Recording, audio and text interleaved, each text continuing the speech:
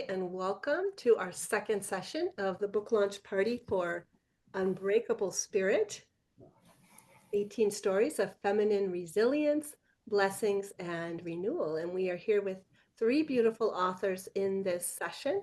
And the first is Mara Schachter, and Mara's chapter is Learning to Live Through the Eyes of My Soul. We all have a soul, right? And sometimes we have to learn to live with it. And I know that's been a lot of your journey, Mara. So I'm going to read Mara's bio, and then we'll jump into a conversation about her chapter. Sounds great. Yeah, good to be with you. Mara Likewise. Schachter is an intuitive healer and writer who helps people unlock their own healing, their sacred intuitive wisdom, and their highest soul's path. She suppressed her intuition and authentic voice for decades, which resulted in years of suffering from anxiety, panic attacks. Those are no fun. And I don't know, I've only had went through them for a very short period in my life, and an Yeah. autoimmune disorder.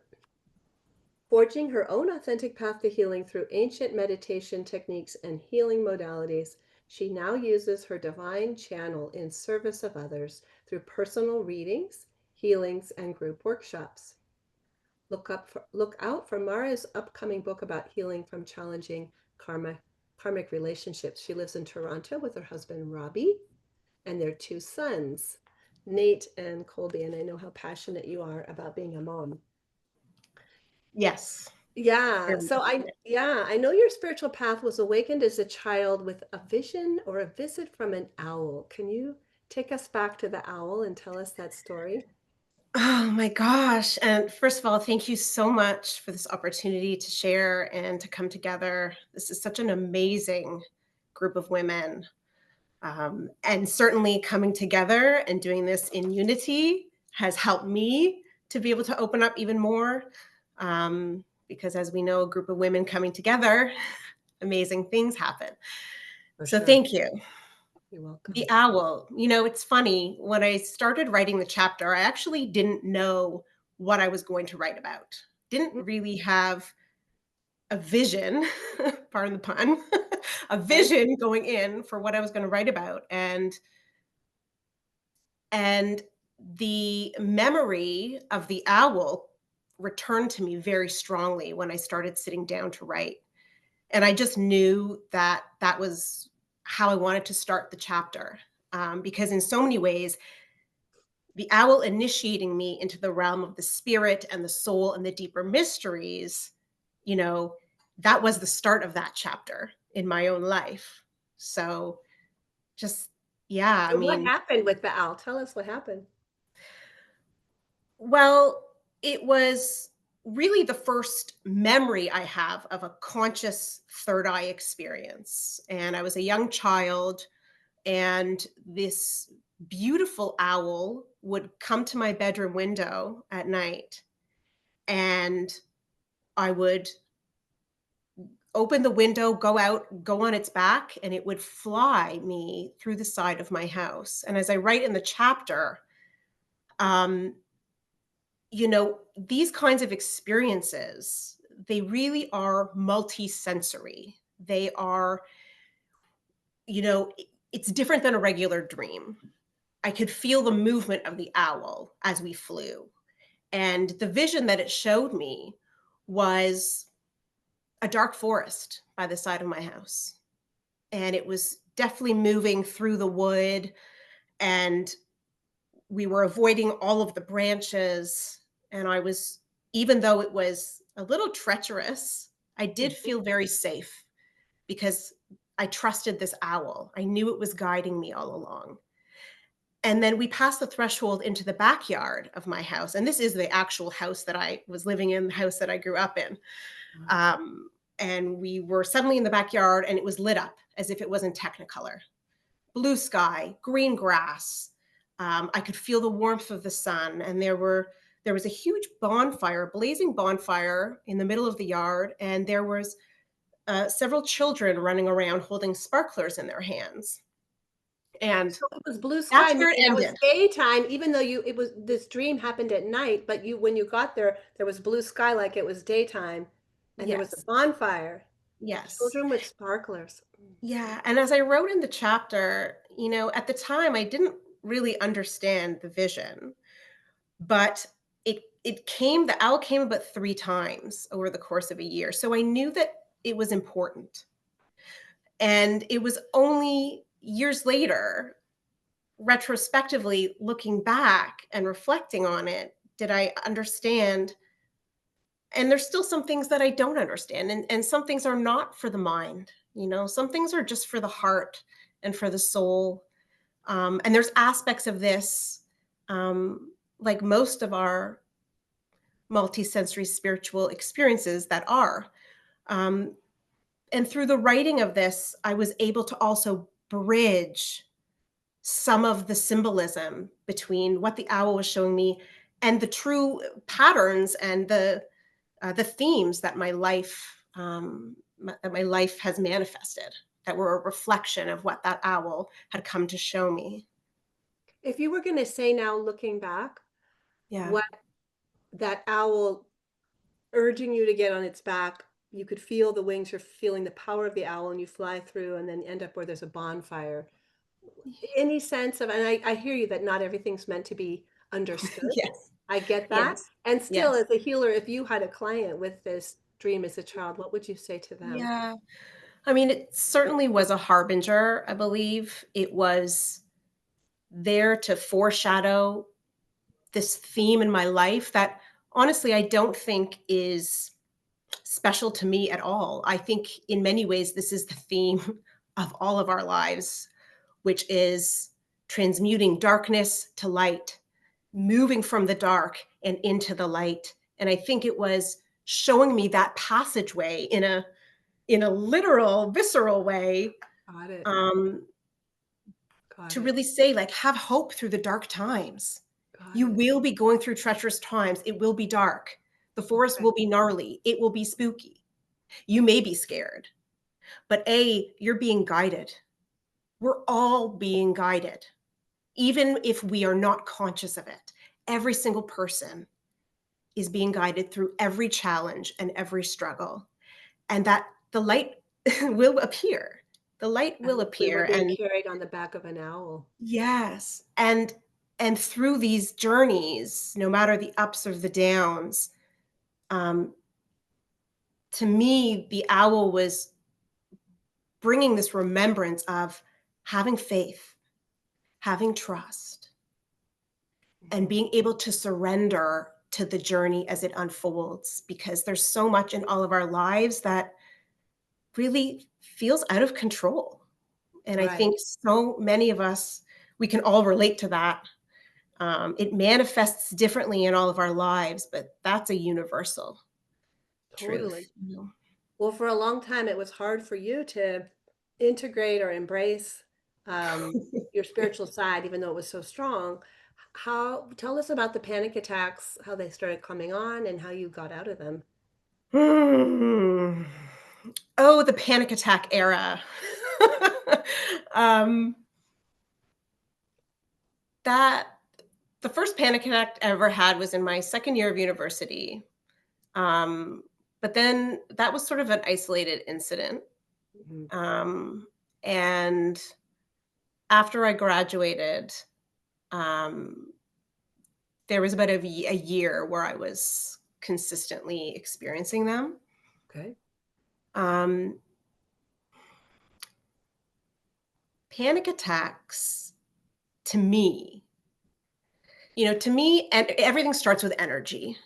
Energy comes first, and then the physical body, it's the caboose on the train. It's like the energies come, and then if we haven't recognized or we haven't listened to those inner knowings, Mhm. um, the physical is always will result, I believe. And the panic attacks were a beautiful lesson for me in that, Hmm. because I had a lot of nudges, and I had a lot of, I was working in a career that really wasn't a fit at the time. I struggled for a long time on what to do because I was still denying and suppressing my intuition in so many ways and really dealing with a block that I know so many of us can relate to, which is unworthiness. Yeah. Um, at such a young age, who was going to listen to me as an intuitive? Right. Like who was going to care what I had to say? Who am I to anything? Right? So I just kept saying, no, like you're not doing that. Push it down, be in the real world and get a real job and all the things. And again, another beautiful lesson. Um, the universe comes in a whisper at first. Uh-huh. And if we don't listen, eventually it's screaming at the top of its lungs and it will make us listen. So for me, that's really what the panic attacks were. It was my system saying, no more, Uh-huh. no more denying who you are, no more suppressing your voice Mhm. and your truth Mhm. and all of the emotions that I had really, in many ways, being a very empathic child and a highly sensitive person, um, but really being in denial of that. Mm. Ultimately, what's going to result in that? Mm. The system is going to eventually say no more. Right. You have to honor who you are. And And so you were so, able to make a change. What changed and what are you doing now that leads to you not having panic attacks? well, um, the real change happened when I became pregnant Mm. with my first son, Nate. Mm. Um, it was as if when he was in utero, we were communicating. Mm. And he was saying to me, Mom, you're heading in this direction, but you're supposed to be going over here. Wow. That's strong. And yeah, he's a powerful soul, that's for sure. Wow. And I wrote in the chapter, my Swami Sri Kaleshwar, um, a Hindu saint and a Saptarishi incarnation. He he taught about the womb chakra in women and the Uh, power of mothers and the power of the connection of a mother and a child. When a child is in utero, he said it's two souls in one body. right. And when a child is in the womb, they are completely protected. They're in the bliss. And it is, bless you. And it is the only it's the safest place in the universe, he taught, the most protected, peaceful place in the universe. So when we're in the womb, we know exactly who we are, where we came from, where we're going as a soul. Okay. Wow. So he, with his state of purity and bliss, he was gifting me with his wisdom. And I feel so blessed to have been able to tap into that. And that's something that every mother can do when she has a child in her womb. And there's um, different processes that you can do to learn how to tap into that.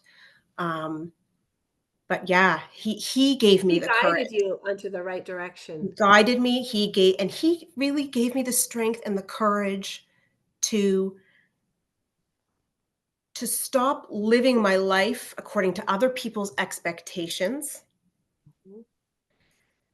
to um, stop playing small, dimming my light, Mm. packaging myself to be digestible to other people, Mm. all the things that led me to making choices that were not in accordance with my true, authentic self, Like taking a job that wasn't right for you. and Wow. all the things. Wow. How beautiful to have a son that was so um, soulful for you, so soul called, you called him into your life. Yeah. And then you had another son, and similarly that awakened again and even more powerfully. Yeah. So what would be your advice for people who want to? I see you have your beautiful pictures of teachers behind you. Interesting. Yeah. Okay. People who want to trust their own soul calling more and maybe haven't made that leap yet that you have to trusting their soulful side and are still maybe stuck in a job that's the wrong job for them. Hmm. Well, the first thing I would say is be gentle on yourself Mm, and be compassionate mm, and know that nothing is in vain and everything is unfolding for your highest and best good. And,